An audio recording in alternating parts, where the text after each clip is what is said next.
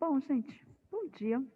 Então, vamos aqui corrigir o exercício, né, que eu postei na plataforma, para que vocês possam entender, né, até mesmo auxiliar na questão do estudo em relação à prova sobre banco de sangue.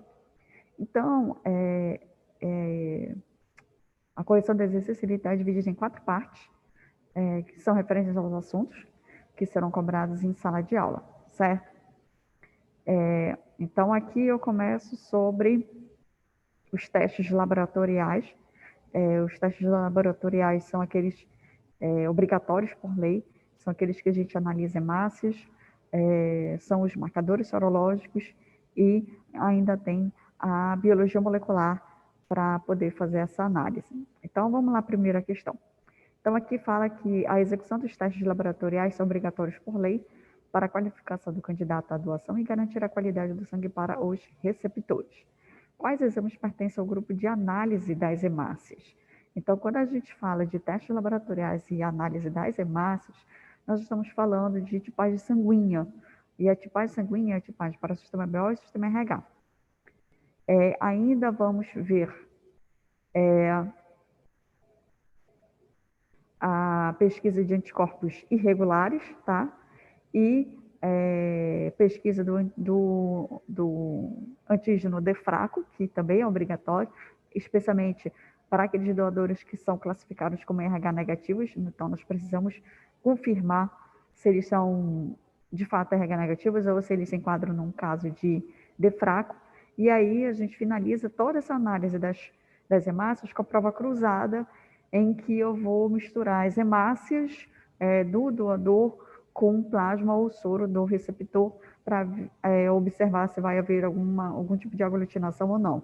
Então, são todos esses testes que são realizados quando a gente trabalha com a parte das hemácias, tá? Então, quais são os exames que compreendem a análise das hemácias nos testes laboratoriais obrigatórios?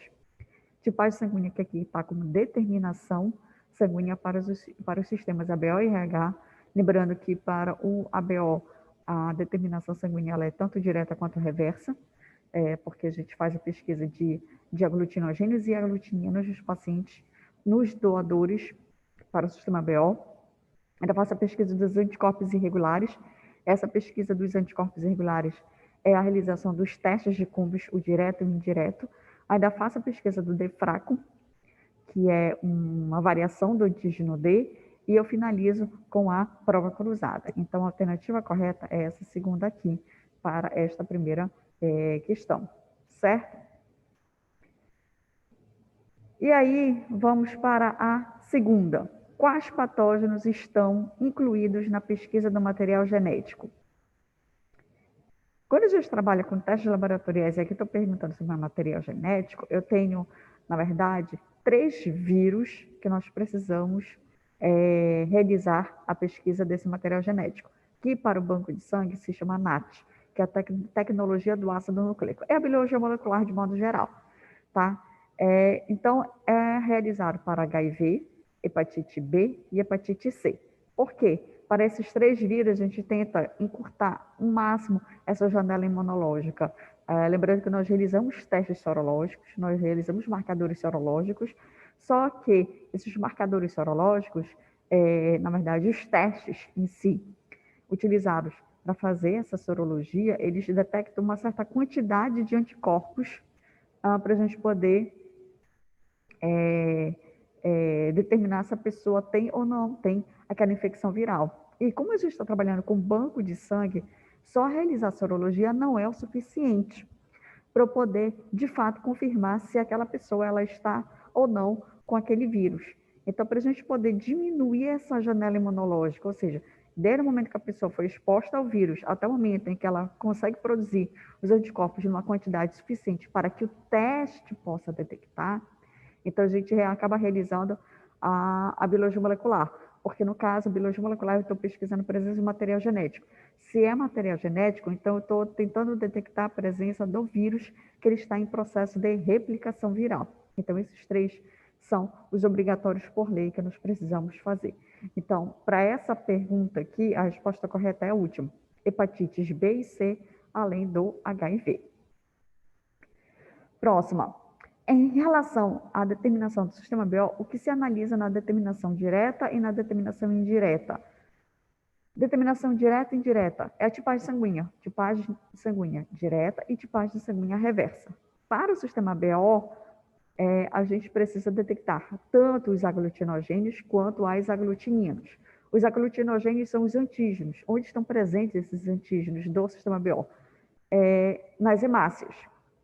E as aglutininas, elas estão presentes no soro ou no plasma dessa pessoa. Então, eu sei que aqui ele não está completo, porque é no meu que vai observar aqui.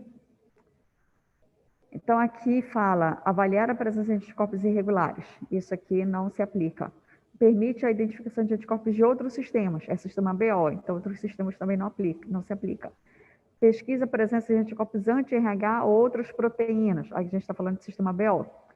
Pesquisa a expressão das glicosiltransferases A e B, são as enzimas. Na verdade, a gente não está procurando enzima, a gente está vendo o que a gente analisa na tipagem sanguínea direta e reversa. Então, aqui se aplica a letra A, porque é na letra A que eu falo que pesquisa a presença ou não, porque vai depender aí do tipo sanguíneo, da presença desses antígenos, na membrana das hemácias, então aqui é a determinação direta ou tipagem direta, e eu ainda pesquiso a presença de aglutininas, que são os anticorpos naturais, que estarão presentes no plasma ou no soro desse paciente. Aqui eu só deixei no plasma. E não é do paciente que eu estou falando, né? É sempre do candidato à doação. Tá? Então, aqui, nessa terceira, eu estou falando sobre a questão da presença de aglutinogênios e aglutininas que são utilizados para fazer a tipagem sanguínea dos candidatos à doação. Esta outra em relação à obrigatoriedade dos testes sorológicos. Nossa, vamos relembrar um pouquinho, rapidola, sobre os testes sorológicos, tá? Dos testes sorológicos, nós temos a pesquisa, ou melhor, precisamos, né, fazer uma triagem em relação a sífilis, as hepatites B e C, HTLV 1 e 2, HIV 1 e 2 e doença de Chagas. Tá? Então, esses 5 aqui são os obrigatórios que precisamos realizar. E aí, quando a gente fala de testes sorológicos, na parte de testes sorológicos ou marcadores sorológicos, ou a gente faz a pesquisa de anticorpos, ou a gente faz a pesquisa de antígenos, ou a gente faz a combinação dos dois, dependendo do tipo de patógeno que a gente vai estar analisando para banco de sangue. Então, vamos pegar doença de Chagas, tá? Doença de Chagas, a transmissão dela se dá justamente, aliás, o agente, né, etiológico é o Trypanosoma cruzi. Nesse caso, a gente faz a pesquisa de anticorpos anti-T cruz, anticorpos específicos, tá? Então, é esse marcador sorológico que a gente utiliza para poder detectar a doença de Chagas na maioria dos candidatos à doação. Para sífilis, ela é causada por uma bactéria, que é o Treponema pálido, e aí eu posso e vou utilizar 2 testes para poder fazer essa pesquisa. Eu vou utilizar um teste não treponêmico, ou seja, um teste não específico para sífilis, que pode ser o VDRL ou o PRP, o banco de sangue ele dá preferência ao VDRL, e eu vou combinar com um teste treponêmico, um teste específico. Esse teste treponêmico, ele detecta a presença de anticorpos específicos para a bactéria, para o treponema pálido. Que aí, o principal, eu tenho o FTA-ABS.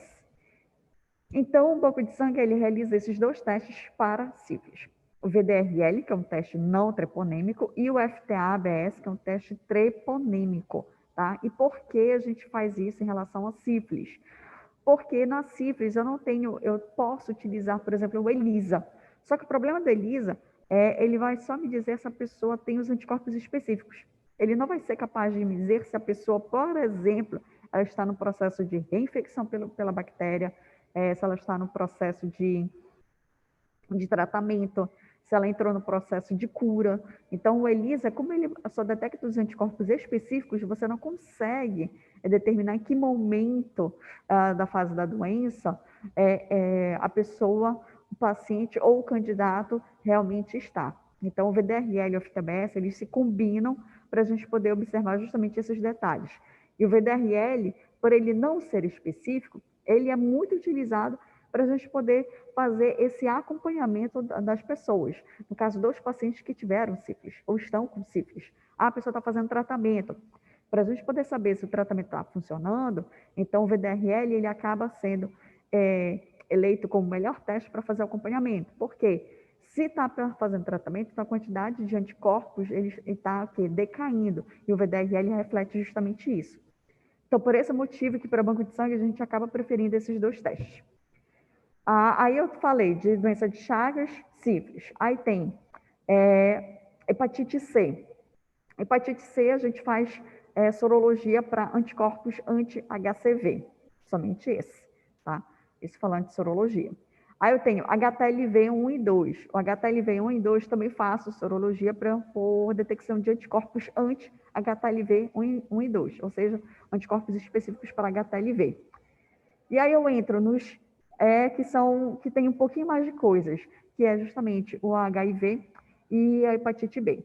No HIV, a gente realiza sorologia, anticorpos específicos contra HIV 1 e 2, só que além da sorologia, além do teste sorológico normal, a gente ainda utiliza e ainda realiza o Western blot para casos em que há algum conflito no resultado, então a gente precisa confirmar se de fato a pessoa ela entrou em contato com o vírus ou se a pessoa realmente ela tem anticorpos contra proteínas específicas que pertencem ao vírus. Então, o Western blot ele serve para poder complementar o dado laboratorial.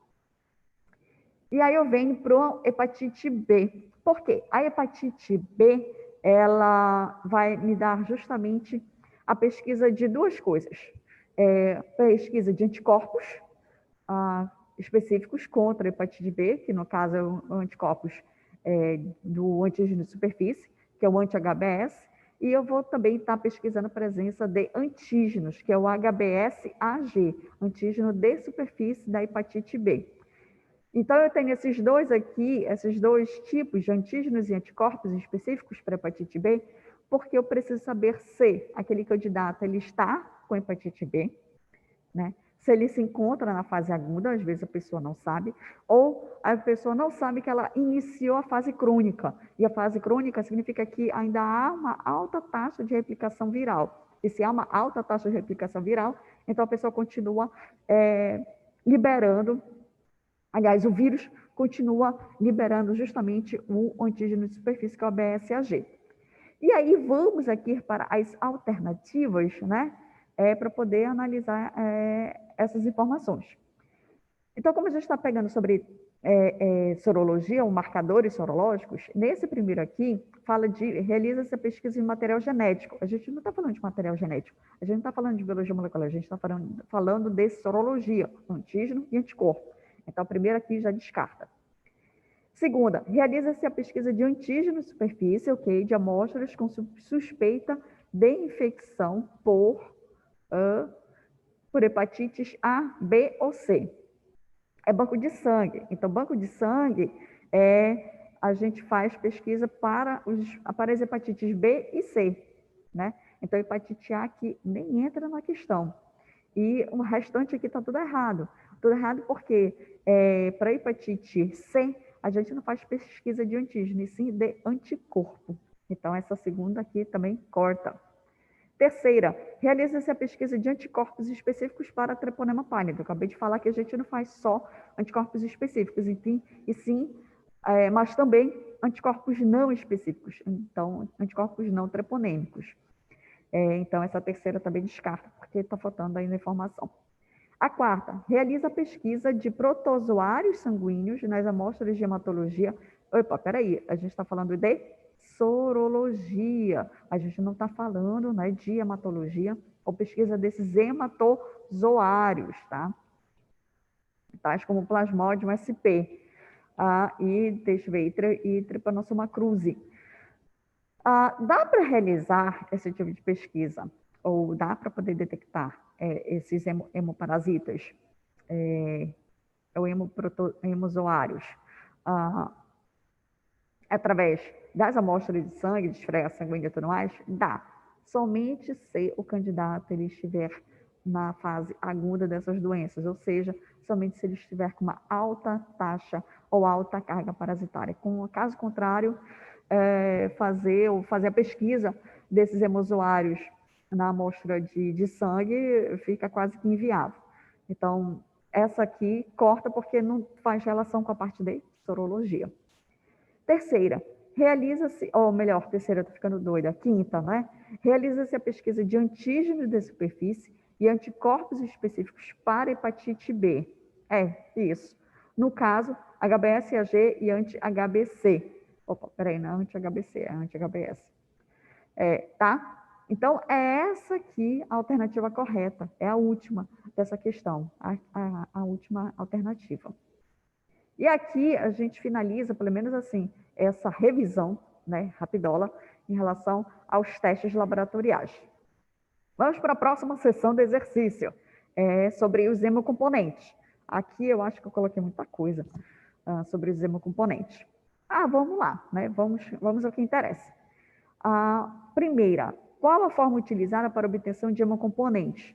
Hemocomponentes são produtos oriundos justamente daquela bolsa de sangue total que eu vou dividir, que eu vou separar para poder obter componentes eritrocitários, hemácias, componentes plasmáticos, que é o plasma fresco congelado, basicamente, e componentes plaquetários, que é o concentrado de plaquetas. Tá? Então, para poder obter esses hemocomponentes, que são basicamente esses três componentes aqui, hemácias, plaquetas e plasma, aí deve estar se perguntando, tá, mas cadê os leucócitos?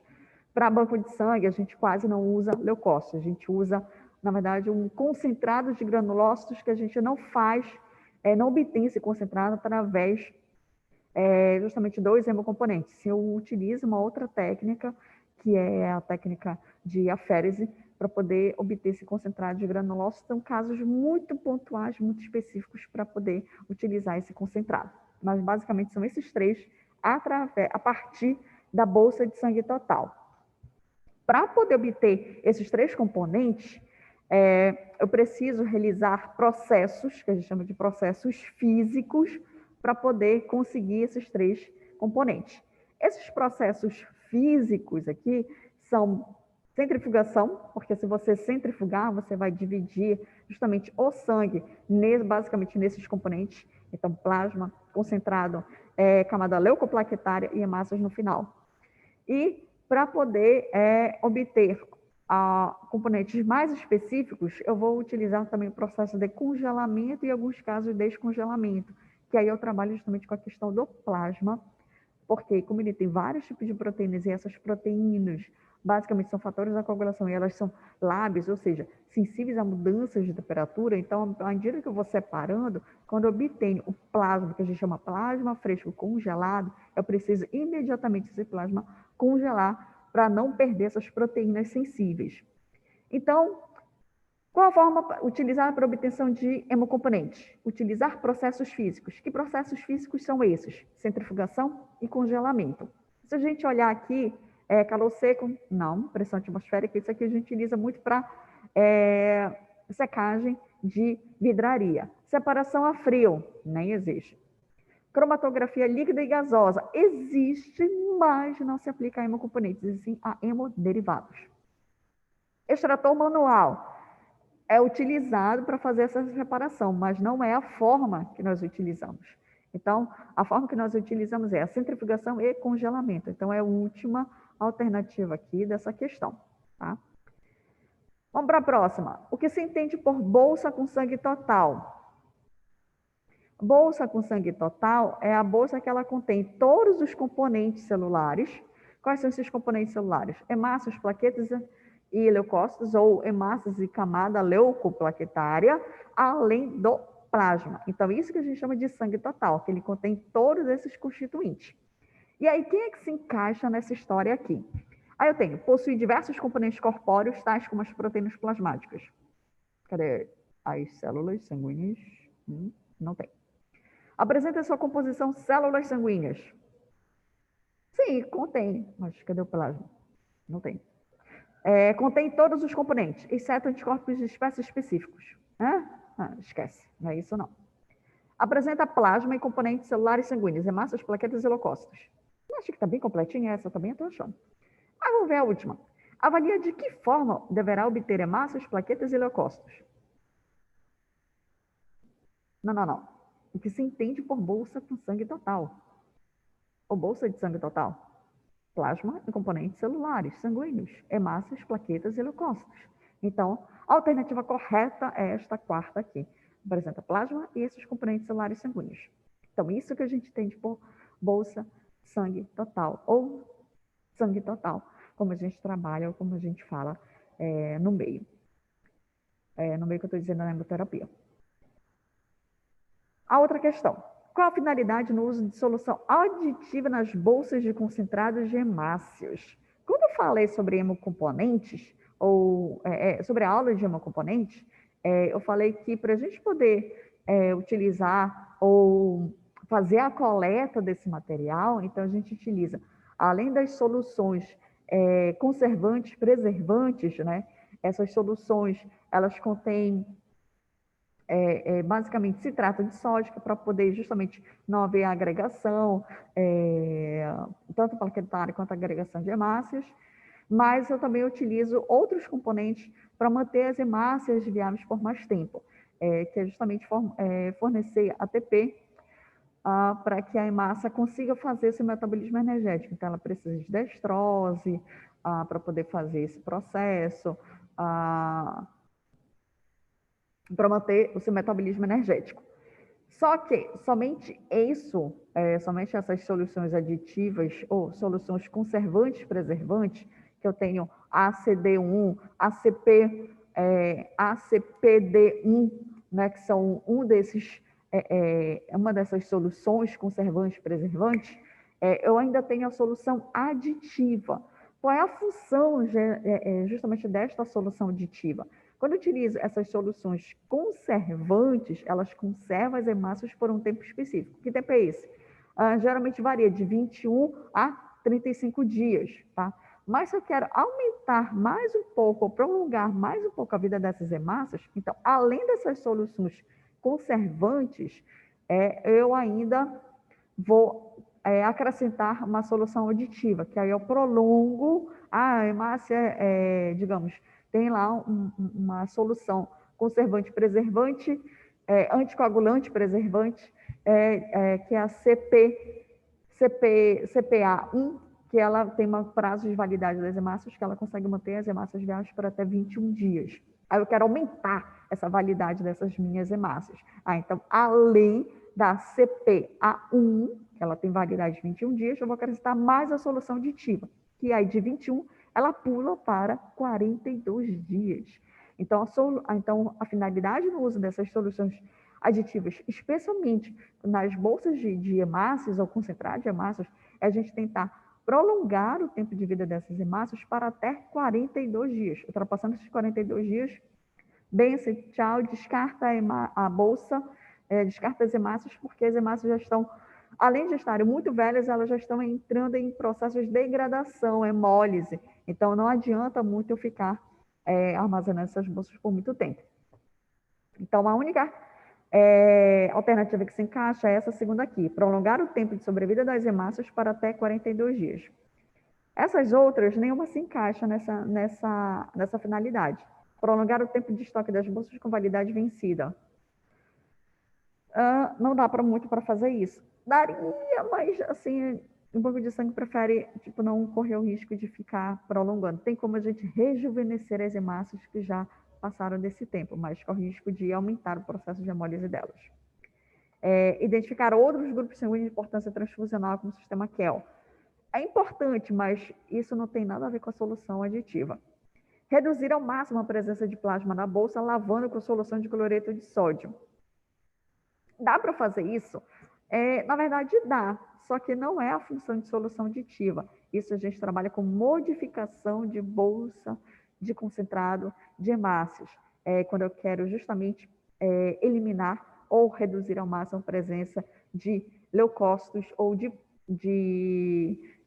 anticorpos específicos que possam provocar reação transfusional no receptor. Aí eu faço que a gente chama de hemácias lavadas, que eu lavo as hemácias, que é para poder retirar ao máximo a presença desse plasma nessas hemácias. E a última, redução da presença de leucócitos, especialmente linfócitos reativos presentes na bolsa. Também dá para fazer isso, tanto na bolsa de massas quanto na bolsa de plaquetas, que é uma modificação dessas bolsas, em que eu vou utilizar um filtro específico para fazer o que a gente chama de leucorredução, em que o sangue vai passar por esse filtro, e aí nesse filtro ele vai justamente grudar aí os leucócitos. E aí eu consigo diminuir a quantidade desses leucócitos, e isso leva justamente a uma menor possibilidade do paciente apresentar uma reação transfusional. Tá? Então, para essa aqui, função de solução aditiva é aumentar o tempo de sobrevida das hemácias para até 42 dias. Próximo aqui. Que fatores podem influenciar na obtenção de hemocomponentes? Para obter os hemocomponentes, então a gente utiliza o quê? Processos físicos, que é centrifugação e congelamento, e em alguns casos a gente ainda acrescenta o descongelamento, tá? Mas basicamente são esses dois aqui.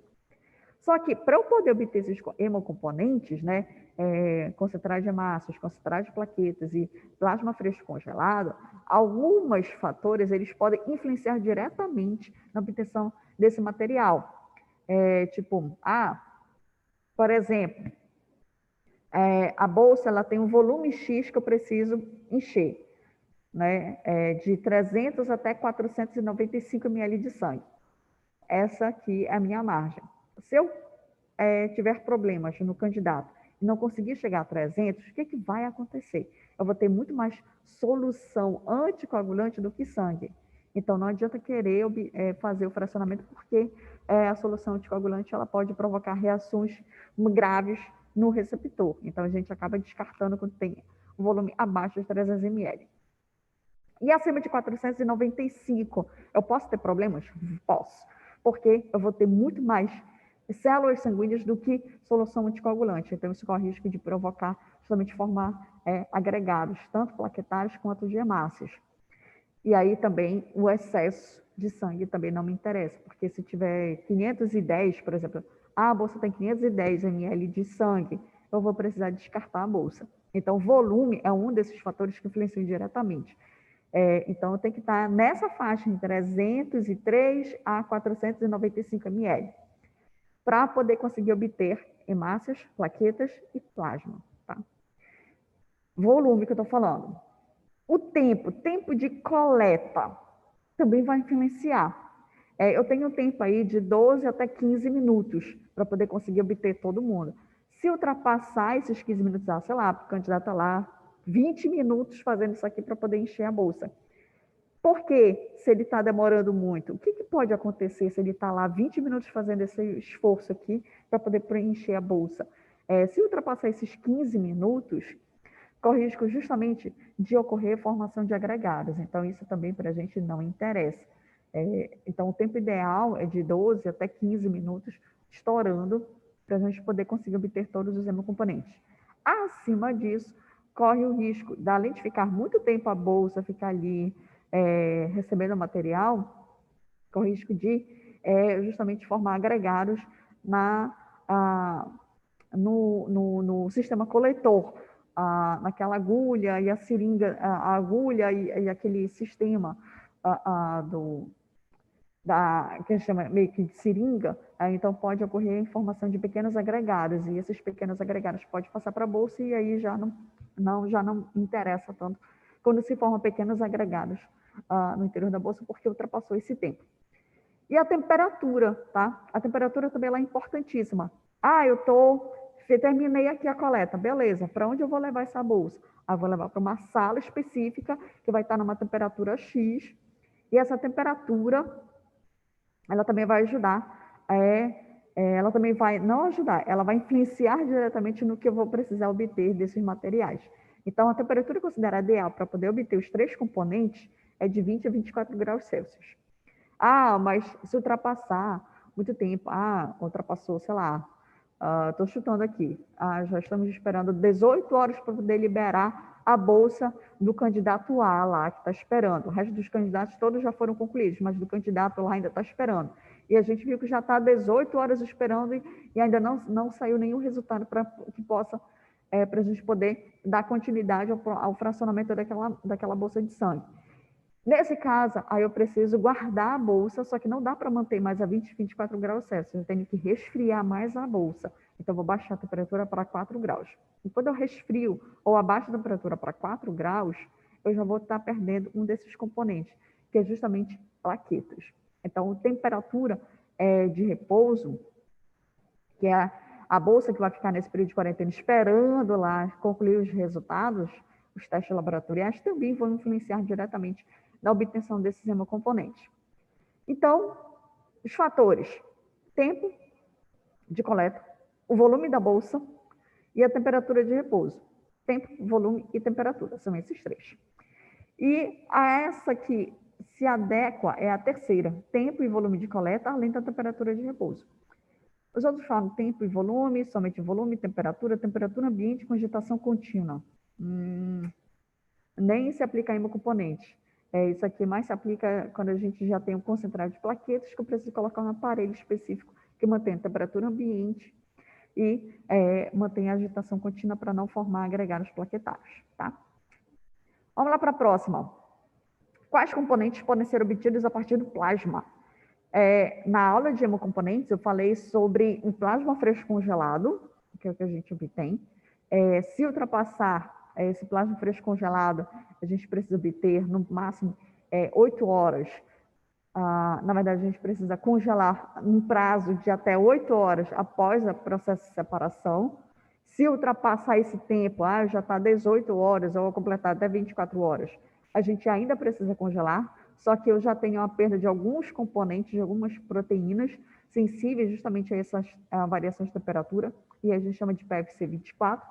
E para eu obter algumas proteínas bem específicas, na verdade, alguns fatores da coagulação bem específicos, que é, por exemplo, o fator de von Willebrand, eu preciso congelar a bolsa, no caso, congelar o plasma, depois descongelar esse plasma, centrifugar, que aí esse processo de congelamento, descongelamento, faz com que eu perca vários tipos de proteínas sensíveis a essa diferença de temperatura. Mas o fator de von Willebrand, ele é bem resistente a essas variações. Então, eu utilizo esse método para poder obter o fator de von Willebrand. E aí eu obtenho o que a gente chama de crio precipitado. Então, os principais componentes que podemos colocar assim, que são obtidos a partir do plasma são o PFC 24 e o crio precipitado. São esses três. E aí se aplica justamente esta terceira aqui, PFC 24 e crio precipitado. Os outros, componentes eritrocitários, plaquetários e plasmáticos, seria assim, quais os componentes que são obtidos a partir da bolsa de sangue total? Aí seriam essa resposta aqui, mas não é o caso. PFC 24 concentrado de massas rejuvenescidas. Até seria se não fosse esse hemácios, né? Porque hemácios não é obtido através do plasma, e sim da separação para obter hemácios. A quarta aqui, concentrado de plaquetas, poraférias e pool de plaquetas. Até estaria certo se fosse, né, os componentes obtidos a partir de plaquetas. Aí a gente poderia dizer que esses dois aqui estavam certos, porque a gente também consegue obter dessa forma. Plasma isento de crio precipitado, plasma comum e pool de plaquetas. Plasma isento de crio e plasma comum também são oriundos do plasma, tá? Só que eles não são utilizados tão rotineiramente na prática hemoterápica. E pool de plaquetas aqui é quando eu junto uma quantidade pequena de vários tipos de bolsas que apresentam afinidades em relação ao sistema BO, que eu posso juntar e formar um concentrado só de plaquetas, que eles chamam de pool de plaquetas. Tá? Então, a resposta correta é essa terceira aqui, PFC 24 e crio precipitado. A última questão dessa sessão sobre os hemocomponentes. As bolsas de concentrados de plaquetas devem ficar em aparelho de agitação contínua a temperatura de 20 a 24 graus Celsius. A afirmativa ela está correta? Te digo que sim, ela está correta. Tá? Por quê? O concentrado de plaquetas, se as plaquetas elas ficarem no aparelho, que elas vão ficar em repouso eternamente, o que vai acontecer? As plaquetas em repouso, elas tendem a se unir. Então, elas vão formar pequenos agregados plaquetários. Então, para que isso não aconteça, então eu coloco no aparelho que ele faz esse processo de agitação contínua. Nem agitar assim, feito, né, crioulo doido. Não, uma agitação contínua, né, no movimento já pré-determinado, para que a bolsa fique o tempo todo fazendo este movimento aqui, para que as plaquetas elas fiquem em movimento e que elas não formem nenhum tipo de agregado. E a temperatura ideal para que eu não perca essas plaquetas é numa temperatura de 20 a 24 graus Celsius. É o que a gente diz meio que temperatura ambiente, tá? Então, é essa temperatura que a gente mantém as plaquetas, em que elas se mantêm viáveis por até 5 dias. Dependendo do hemocentro, elas podem variar. Tempo de validade de 3 a ou 5 dias. Tá? É o tempo de validade das plaquetas. Então, a afirmativa está correta? Sim, está. Vamos ver onde é que tem sim. Tem 3 sims. Nesse primeiro sim aqui. Sim, pois as plaquetas são sensíveis a variações de temperatura. Elas são. Mas bora pegar os outros sim.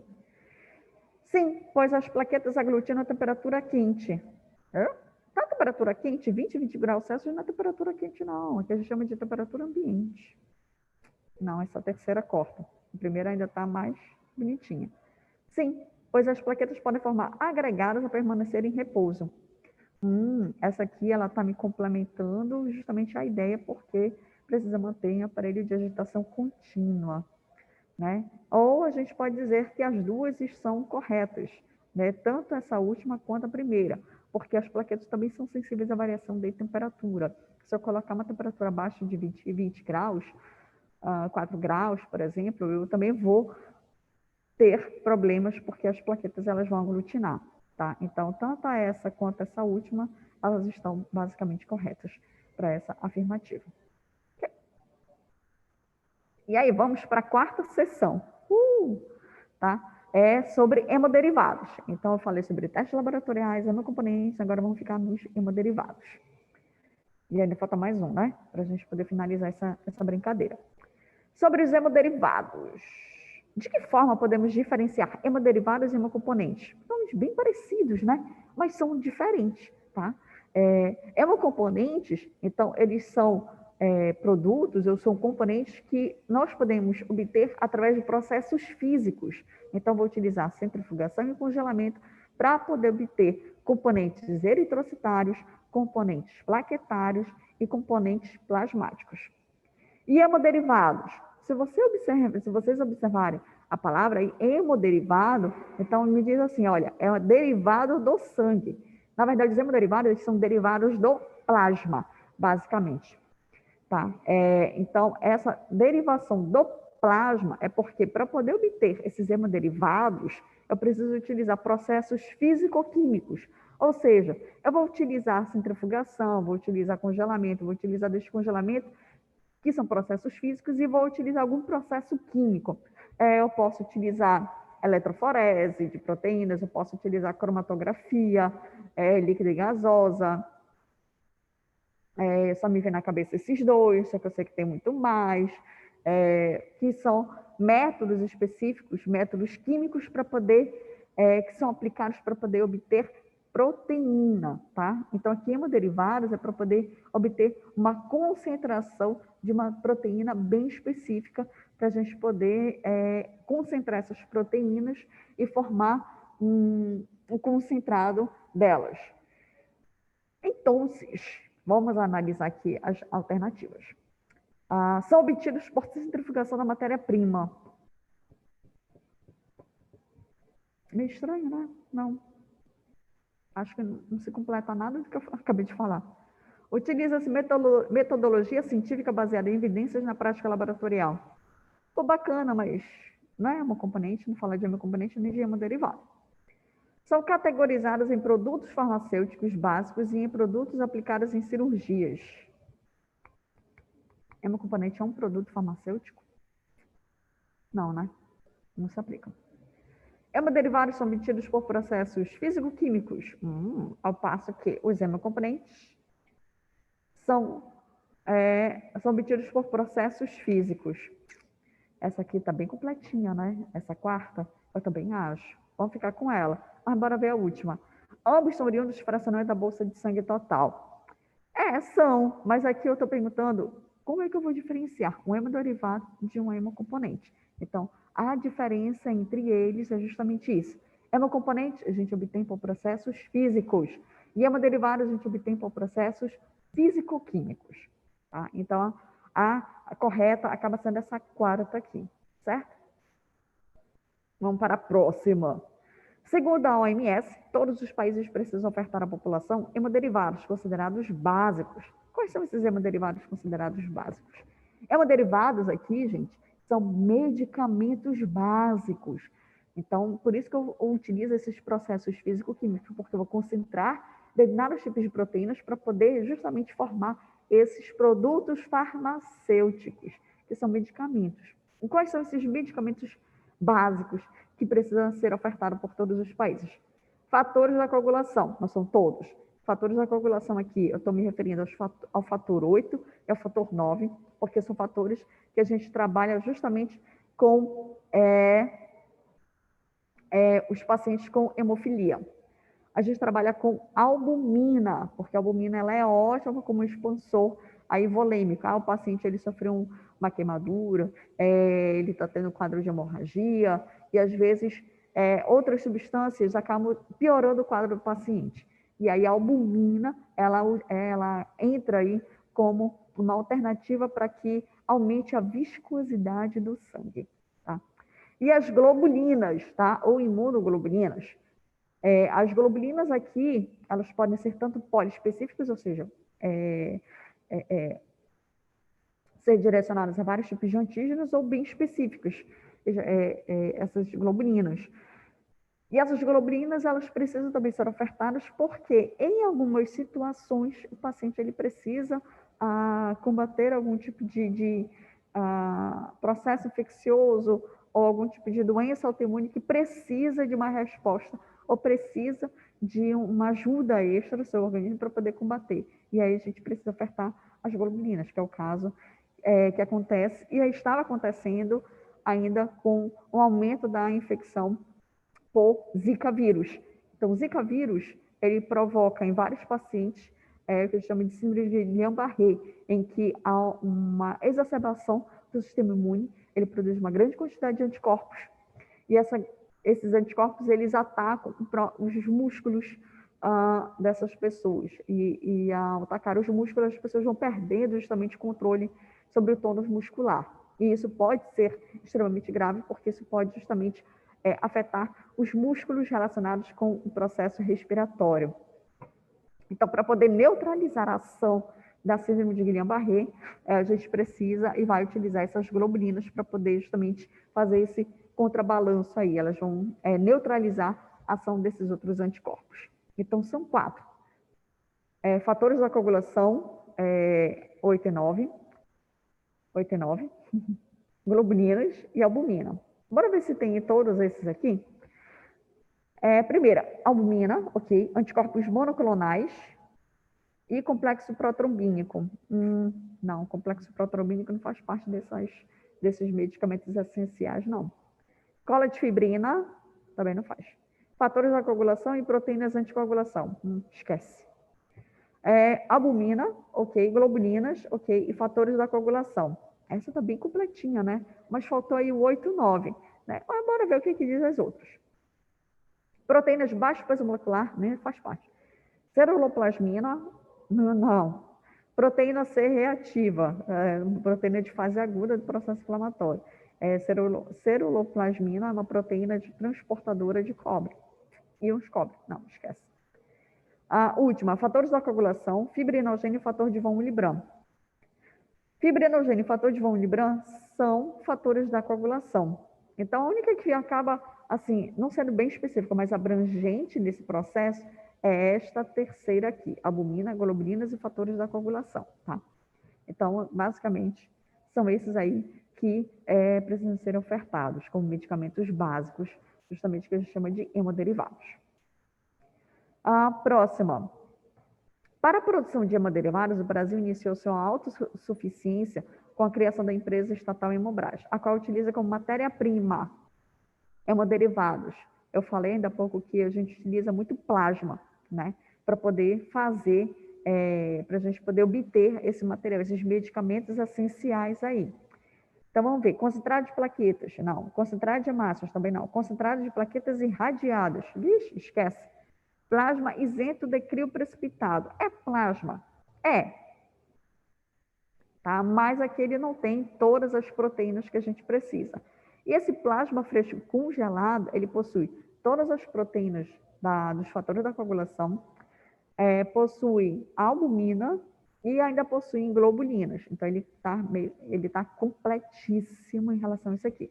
O plasma isento de crioprecipitado, na verdade, para ele falta algumas proteínas, principalmente proteínas da coagulação. E essas proteínas são justamente o que a gente precisa para poder obter esses medicamentos, fator 8 e fator 9, que são sensíveis à variação de temperatura, ao processo de congelamento e descongelamento. Tá? Então, a gente, assim, a Hemobras, ela pode utilizar esse material, só que ela utiliza para obter outros componentes, outros hemoderivados, que não esses básicos aí, que é determinado pela OMS. Então, a matéria-prima básica mesmo para poder obter esses hemoderivados ou esses medicamentos essenciais é justamente o plasma fresco congelado, que é essa última aqui. E aí, vamos caminhando já para a última sessão desse exercício, que está disponível lá na plataforma, então pode pegar e depois rever, ver isso aqui e depois tentar realizar lá. E aí eu tenho a reação transfusional. O que a gente tem sobre reação transfusional? Lembrando aqui que a reação transfusional, nós temos dois tipos de reações transfusionais. Eu tenho a imediata e eu tenho a tardia, tá? A diferença entre essas duas reações é que na imediata ela acontece logo nas primeiras 24 horas pós-infusão de algum hemocomponente. E a tardia, ela pode acontecer após essas 24 horas. Às vezes aparece alguns sinais e sintomas daqui a 3 dias, daqui a 5 dias, 8 dias. Então, ela não tem um tempo específico. Mas a gente acaba classificando nessas duas formas, imediata e tardia, por conta justamente desse tempo em que pode aparecer, surgir esses primeiros sinais. Que primeiros sinais seriam esses? Febre, calafrio, aumento da pressão arterial, aumento da pulsação, que é aumento do débito cardíaco, falta de ar. Então, são pontos ligados aos sinais vitais do paciente, do receptor. Então, se tem alteração nesses sinais vitais do receptor, é bem provável que ele está apresentando algum tipo de reação transfusional. Lembrando que a maioria dessas reações transfusionais, elas acontecem ou elas são classificadas de acordo com a clínica. Pouco se utiliza em relação ao laboratório de análises clínicas. Uma outra informação que às vezes é solicitada para que o laboratório possa ajudar na elucidação do caso, mas a maioria aí é base clínica mesmo para poder fazer a identificação dessas reações transfusionais. Então, vamos à primeira aqui. Podemos afirmar que reações transfusionais imediatas ocorrem, acabei de falar, né, nelas, nas imediatas, logo nas primeiras 24 horas pós-infusão de algum tipo de hemocomponente. Vamos ver o que tem aqui. Opa, tem uma aqui com 24 horas. Logo após ou dentre as primeiras 24 horas da transfusão. Essa aqui é a correta. As outras falam de logo após a conclusão dos testes transfusionais, não esquece. Após 5 dias da realização da transfusão, isso aqui não seria imediata e sim tardia. Mas mecanismos imunes, como a reação febril não hemolítica, isso é um tipo de reação transfusional, na verdade, um tipo de reação transfusional imediata. Por mecanismos não imunes, como a sobrecarga volêmica.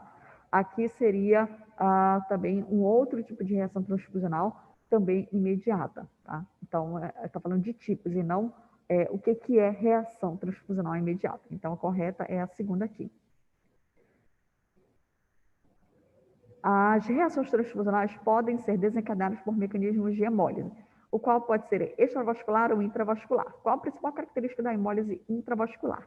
Aqui, para o biomédico, sobre as reações transfusionais, o que ele precisa entender é o mecanismo fisiopatológico.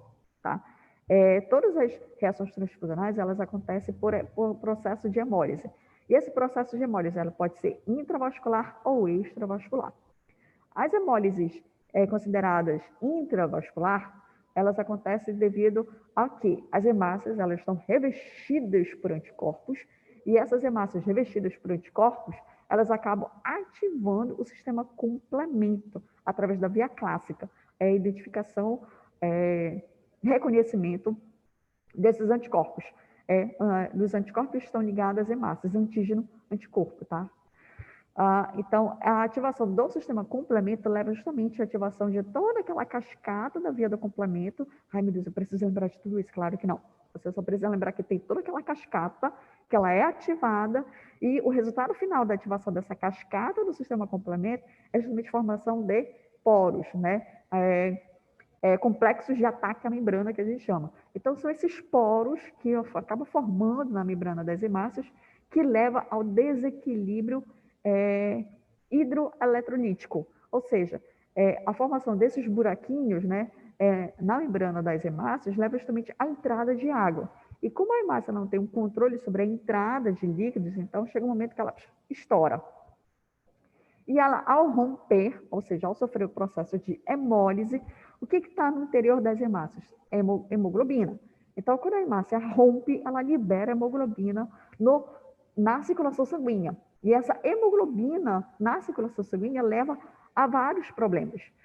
Primeiro, essa hemoglobina, ela tende justamente a ser transportada por vários tipos de proteínas. Então, várias proteínas, elas acabam, se a gente fizer a dosagem dessas proteínas, essas proteínas vão estar numa quantidade muito baixa a nível plasmático, como é o caso da aptoglobina.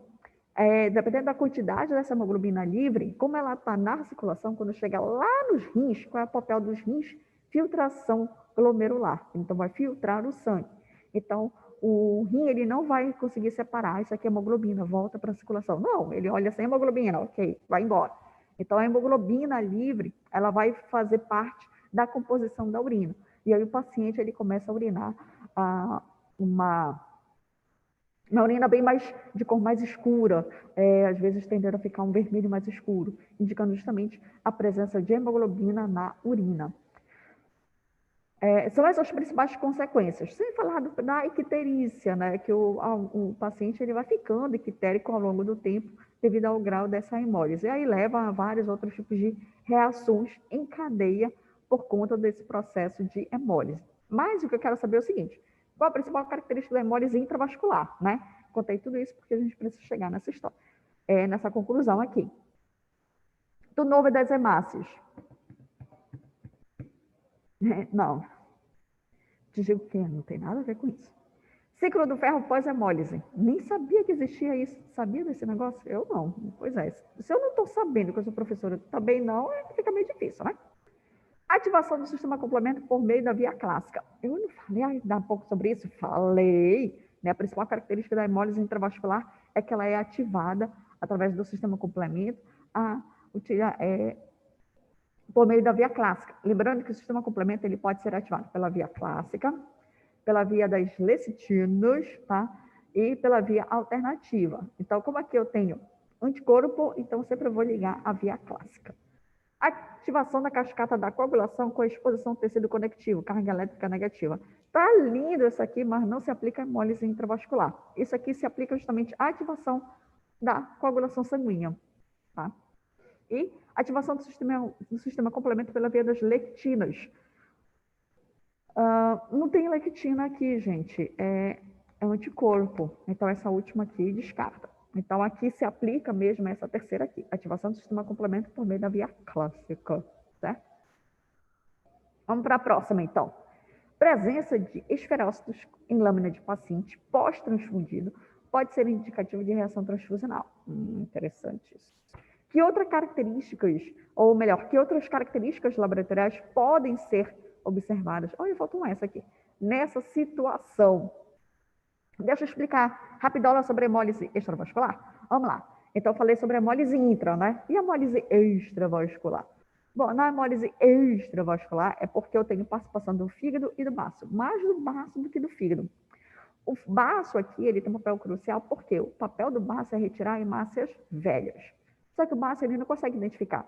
Essa aqui está velha. Ok, retira. Essa aqui está revestida por anticorpo. Ah, mas ela tem 10 dias, volta para a circulação. Para ele, tanto faz, tanto fez. Ele só identifica o quê?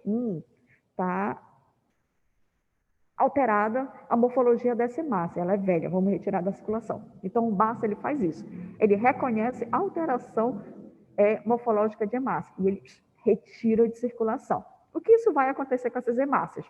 Bom, o paciente ele acabou de ser transfundido, ele recebeu uma bolsa de sangue. E essa bolsa de sangue deve ter comprometido a ativar o sistema imune desse paciente, e a ativação desse sistema imune fez com que os anticorpos se ligassem a essas hemácias. E aí essas hemácias ficam lindas e maravilhosas circulando, né, e até chegar no baço. Chegou no baço, processo de morte, porque o baço retira essa hemácia que já está, que a gente chama de sensibilizada. Então, a retirada leva justamente o quê? Pelo baço, a quebra, degradação dessa hemácia. Então, ele quebra a hemácia, ele vê, opa, tem hemoglobina, bora quebrar aqui a hemoglobina. Ele fica louco quebrando todo mundo, tá? E, ao quebrar essa hemoglobina, ele faz com que o ferro presente ali, ele seja ligado a uma proteína, no caso, a aptoglobina, para ser reutilizado para a produção de novas hemácias, e o restante do material é novamente degradado. E quem finaliza esse processo de degradação, esse corte, e mais corte, é o fígado. Dependendo da quantidade de massas que estão sendo retiradas pelo baço, o fígado recebe muito material e aí ele não consegue trabalhar de forma adequada. E aí o paciente ele começa a apresentar icterícia, porque eu tenho um aumento da quantidade desse material. Esse aumento da quantidade desse material é bilirrubina. Tá? Então, a quantidade de bilirrubina nesse paciente com hemólise extravascular acaba ficando muito elevada. Além de quantidade de icterícia, bilirrubina direta, a bilirrubina que está sendo excretada. Então, aumenta demais a quantidade de bilirrubina em todos os cantos, em todos os poros desse paciente que foi transfundido. E o que chama atenção da questão da hemólise extravascular é que, além da presença dessa bilirrubina, que é uma quantidade muito pronunciada no paciente, todos eles sempre vêm acompanhados de esferócitos ou microesferócitos, que é justamente essa alteração na morfologia da hemácia, que a hemácia era para ser um disco bicôncavo, porque ela fica uma bolinha, uma esfera, linda e maravilhosa. Tá? Então, é isso que a gente observa na maioria dos pacientes com hemólise extravascular. E aí, dessas alternativas, o que se aplica exatamente? Consumo de aptoglobina. Até poderia ser, tá? Consumo de aptoglobina, mas eu estou falando de hemólise extravascular. E a hemólise extravascular tem a participação direta de baço e de fígado. Então, aqui a aptoglobina ela é uma consequência indireta devido a esse processo de degradação da hemoglobina. Aumento da desidrogenase lática, DHL. Ela é importante, mas não para esse caso. Ela é importante para a gente poder acompanhar casos de processos inflamatórios ou processos infecciosos, em que aumenta o processo de degradação, principalmente de células. Quando trabalho com alguns tipos de tecidos, que eu preciso saber se está havendo um aumento dessa degradação. A DHL é bom para fazer esse acompanhamento. E não é isso que a gente está vendo aqui. Aumento de metaglobina. Até seria metaglobina uma alteração da globina, porque a globina, a hemoglobina, ela presente o livre no plasma, ela sofre alterações, ela só pode sofrer oxidação, e aí ela altera a sua composição, é que a gente chama de metaglobina, e a gente está falando de hemólise extravascular. Presença de hemocidenúria e hemoglobinúria. Até seria interessante se fosse hemólise intravascular, mas a gente está falando de extravascular. E aí eu tenho a última, aumento da bilirrubina direta. E é isso que a gente observa, aumento da quantidade de bilirrubina direta. Então, a quantidade de bilirrubina fica tão alta que leva justamente ao processo de icterícia no paciente. Então, a resposta correta, aliás, nem características, né? Característica no singular aqui, seria justamente a última alternativa, aumento da bilirrubina direta. E a última seria, né? Na investigação laboratorial dos quadros de hemólise, outro dado laboratorial pertinente, a hemólise intravascular são, aqui, vamos lá, eu estou falando de hemólise e hemólise intravascular, que outras informações ou Eu acho que eu troquei aqui a bola. Troquei.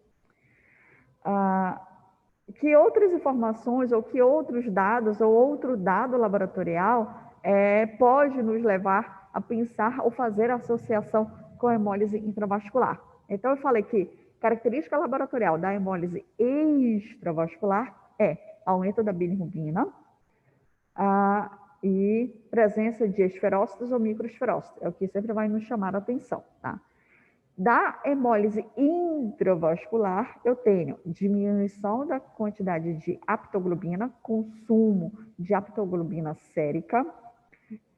Eu tenho quantidade de hemoglobina livre no plasma, então eu vou ter hemólise, que eu vou observar isso no plasma, se eu fizer a coleta em sangue com EDTA.